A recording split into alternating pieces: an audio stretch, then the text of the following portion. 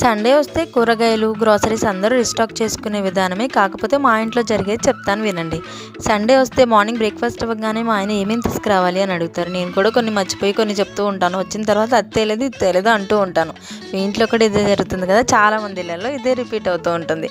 ఈరోజు కూడా సేమ్ జరిగింది. ఈరోజు నేను అన్నాను, రోజు మీరు వెళ్తుంటే నేను తిడుతున్నాను కదా! ఈరోజు నేను వెళ్ళి నాకు కావాల్సినవి తెచ్చుకుంటాను. దాంతోపాటు ఏమైనా కనపడితే అవి కూడా తెచ్చుకుంటాను అని వెళ్ళాను. సర్లే ఇంట్లో పూలు అయిపోయినాయి కదా అని దారిలో కనపడితే పూలు తెచ్చుకున్నా. అక్కడ పావు కిలో 50 అంది. మా ఇంటి దగ్గర అయితే చటాకి 30 రూపాయలు అని చెప్పి పావు కిలో అనగానే గబగబా తీసేసుకున్నా.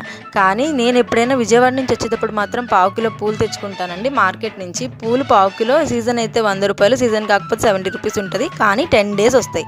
బట్ ఈరోజు నేను తీసుకున్న పావు కిలో పూలు 2 డేస్ కూడా వచ్చేలాగా లేవు. మరి ఆ డిఫరెన్స్ ఏంటో. సర్లే ఈరోజు మా ఇంట్లో సండే స్పెషల్ వచ్చేసి మాకు మాత్రం కాళ్ళ పులుసు, రాగి సంకటి, పిల్లలకి మాత్రం బగారా రైస్, కీమా ఫ్రై. మీ ఇంట్లో ఏం చేసుకున్నారో కమెంట్ చేయండి. Bye bye.